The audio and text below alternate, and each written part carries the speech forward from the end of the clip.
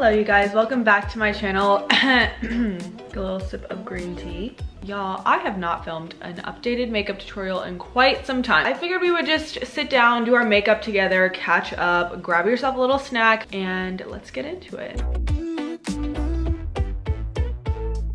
I feel like I have been on Pinterest so much recently, just looking at inspo for this summer, and I don't know, do you guys ever get tired of your aesthetic? Like, I get tired of my own aesthetic and my own vibe. I need to switch it up a little bit, and I think I'm in that transitional period where I'm ready to start experimenting with my look a little bit, going outside of the box in terms of fashion and how I dress.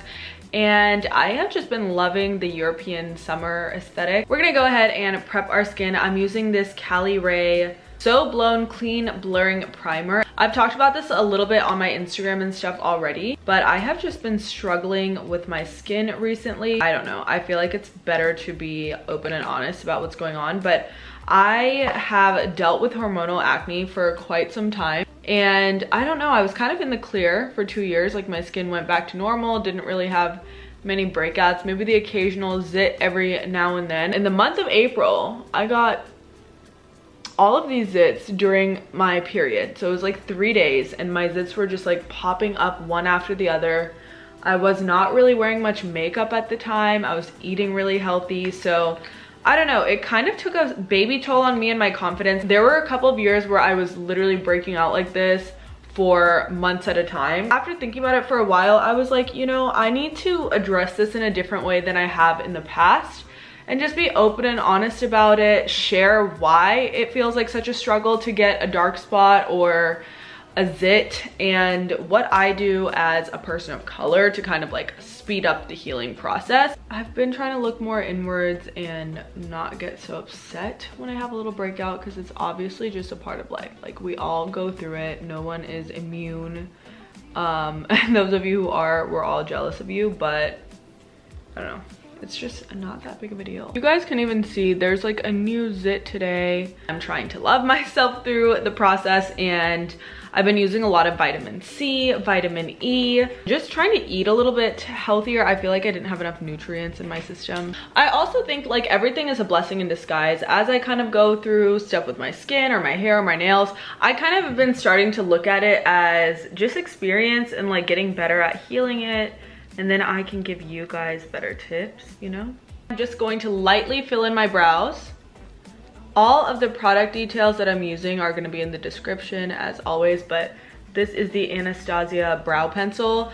Also, you guys, I took my normal mirror to a shoot like back in February and I left it there. So I'm using my tiny little Numbuzin mirror. It has a Crumbs and Whiskers sticker on it, which, by the way, if you live in LA and you haven't gone to Crumbs and Whiskers, what are you doing? It's like the most fun cat cafe experience. And the cats are so cute and they're up for adoption. So every time I go, I always want to adopt like 5 cats. If you notice, my nails are nubs right now. I have been doing my own nails since the beginning of this year. I went home for 3 weeks, y'all. A couple of my nails started to fall off. I didn't have my nail kit with me, and I didn't want to go and get my nails done when I fully had an idea and a vision for my next manicure at home. If you guys grew up in a foreign household or any culture where you eat with your hands and use turmeric when you're cooking, right? I went home with French tips and they were literally bright yellow on day 3. So I ripped off all of my tips and really damaged my nails in the process. So yeah, I'm just back to this little nub stage. My nails do grow really fast, so I'm not that concerned about it, but I actually made a custom nail polish shade at this event I went to the other day, which is really cool because I love baby yellow. I think it's like so cute and summery. My nails might be a little ratchet for the next few videos, but just use this Major Brow Lamination Gel from Patrick Ta. I really like this. This is my first time purchasing this, but I feel like it gives you a lot more precision than the other brow products that I've used in the past. Y'all, I am so obsessed with these lashes. They're a lot more natural than I think I would usually go for with a pair of fake lashes, but the reason that I like these so much is because I curled them with my curler first. So I feel like they just mold really, really well into my eye. Also, I'm so picky about lashes. Like, I really don't like most fake lashes. In my storefront, I only have like 3 or 4 of the lashes that I really truly swear by. And it's always exciting when I find a good natural pair of lashes. I think that my eye shape and my face shape for some reason carries really, really big lashes in a very natural way. So I don't know, I always feel like I have a very dramatic lash on all the time. And it's nice when I find a cute little clean girl lash, okay? So as you can see, my lashes are practically pin straight, you guys, which is why it's so easy to put on falsies. Me jinxing myself, okay. So this little lash tool that I'm using right now is actually such a lifesaver. So I put on the lash and then you just go back in and kind of pinch it because it helps you get the lash really close to your eye. Then I'm going in with my Rare Beauty foundation. I'm using the slightly darker shade. I have 2. You guys know I talk about this all the time. I'm using the slightly darker shade on my current hyperpigmentation. So obviously this little acne patch, and then for me, my upper lip, lower lip, just around the mouth in general. I'm also back on damp beauty blenders as the best skin tool. I feel like it gives you the best coverage and just melts into your skin really well. You guys, I went to the premiere of Indian Matchmaking the other day. I wasn't even 100% sure if I was gonna make it to that event that day because I was so tired and exhausted.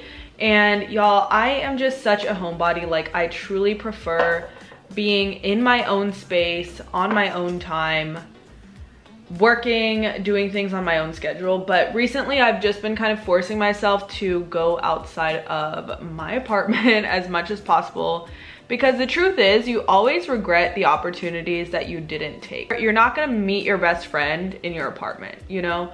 I have been looking for new friends, looking to expand my circle a little bit and just live my life a little bit more fully. I think, and y'all can tell me if you relate to this. Like, I really want to know. Genuinely comment if you go through something similar. I am someone who really thinks I can get everything done on my own. Like, I feel like I can go really, really, really far all by myself. And as true as that may be, because I know a lot of people are very independent and are really put together and whatnot, as true as that might be, honestly, y'all, like, you will go so much farther if you have people that you love and care about in your life. Like, you need to have cheerleaders in your life. I'm very lucky and blessed. I was given a built-in support system. Like, my family is amazing, both my immediate family and like my cousins and stuff. They're like my best friends. Because I was blessed with being so close with my family, I feel like it's just a safety net for me. I don't think I need that many friends. I don't think I need that many people. But I feel like I spent my entire first year in Los Angeles complaining about how much I hated it here and how hard it was for me to make friends here. And sometimes you just have to wake up and smell the roses. Like, if you romanticize your experience, you're going to enjoy it, versus if you're just sitting there complaining and telling yourself that everyone in a certain place or a certain city sucks, then that's exactly the experience you're gonna have. It's just important to accept wherever you are, even if it's not your end goal, if it's not your end place. You have to accept where you are and just be grateful for what you do have. Make the most of it for the time being, because the point of life is to make each day as joyous as you possibly can. Go to the events, meet the new people. You never know. You're not gonna lose anything by going out of your comfort zone. All of that aside, I went to the premiere and I had such a fun time. I met so many cool people, a lot of like internet friends, and it was just really fun. Lining my waterline with this black Lights Out Hard Candy Eye Defining eyeshadow marker. And I was watching Madeline Klein's, I think she was getting ready for the Oscars maybe.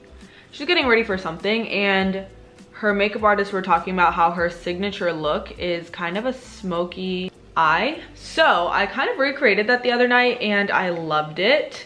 So I'm gonna show you guys how I achieved it. All you're gonna do is line your lower lash line and then take a small smudgy eyeshadow brush and kind of just start smudging it. I kind of like to focus the smudge on the outer half of my lid because it looks weird on me if I go too far in. But yeah, I want to make this like a really nice, soft, glam, feline type of look. Kind of like Spanish princess vibes. But you guys can see like this just gave me such a pretty look. We're not done yet. So I definitely think that this look makes my eyes a little bit droopy.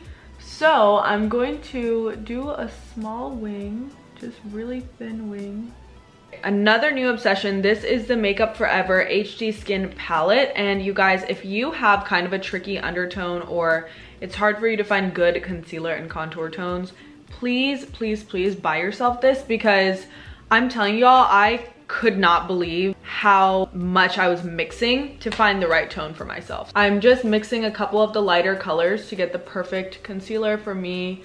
It was really easy for me to brighten my under eye with this. Like, usually I feel like I end up with the wrong concealer color, and it just really does take away from the look. Kind of pasty right now, but it will come together. You have to trust the process. Lifting. Now I'm taking one of the darker shades and I'm going to slightly contour my nose. Also, try to follow the natural shape of your face.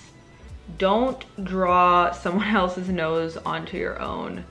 You're gonna look better if you go with your own features. I've noticed is like, even if I had my dream nose, I probably would not look that good, because the nose that I have is the nose that is best for my face shape and like the proportions of my face. So even though the little button nose, raised tip, whatever, is so trendy and is just like the beauty standard right now, because I promise you it's gonna change in literally give it a few weeks, give it a few years, the beauty standard is gonna be completely different. Even though there is a certain nose type that is trending, which even sounds so silly to say, I promise you, like, we are all supposed to look different.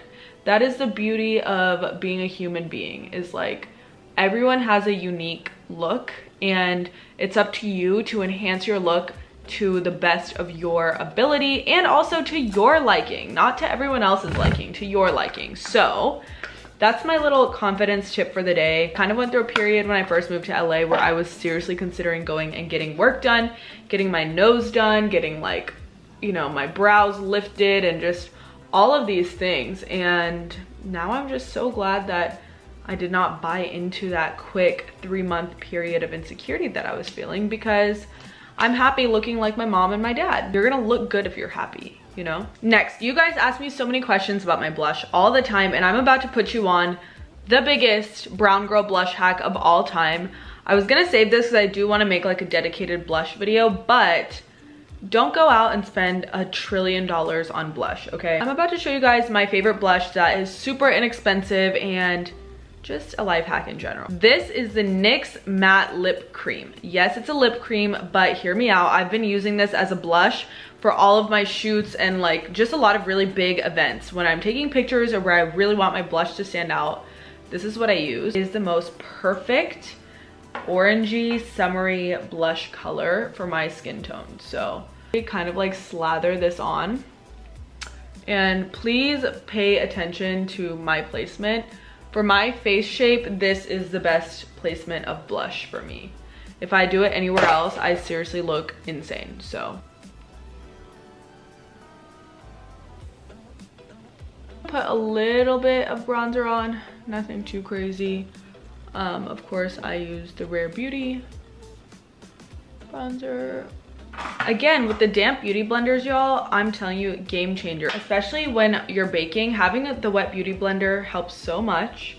So I'm just going to go ahead and put this on the sides of my nose, right by my mouth. I crease a lot in this area. Like, there's almost nothing I can do. So I'm just gonna put a little bit of powder and call it a day.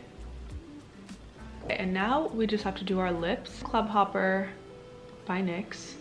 Blend it out, wipe off the excess baking powder that we have on. Okay, y'all, I have a major apologies to make. I have spent so much time talking shit on this product right here, Benetint, okay? I truly have hated this product for so long.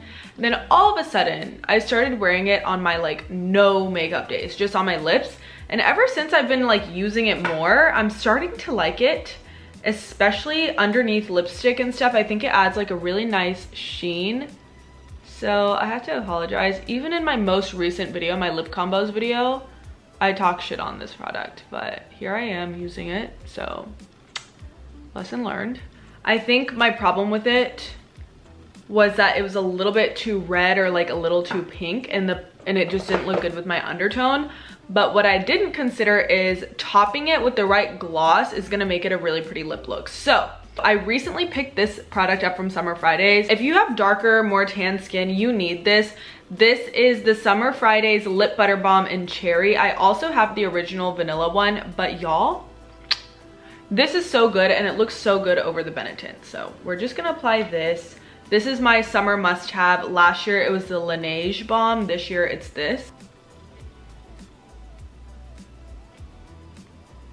This is giving me the most perfect, like I just bit into a berry type of lip. The beauty about this lip look is as you have a drink or have a meal, because it is more of a lip stain, it's still gonna look good. So I'll let that kind of sink in. Okay, and then again, back with the damp beauty blender, y'all. Like, I can't believe I stopped using these for so long. But just kind of press in the setting spray, give you a nice seamless effect. All right, you guys, and there we have it. This is my slightly sexier everyday makeup look. I think that it's nice and sultry because you have the darkness in the eyes and a little bit of a brighter lip. But this is just a really fun makeup look. I hope y'all try out these products. Then make sure y'all let me know what other looks you want to see.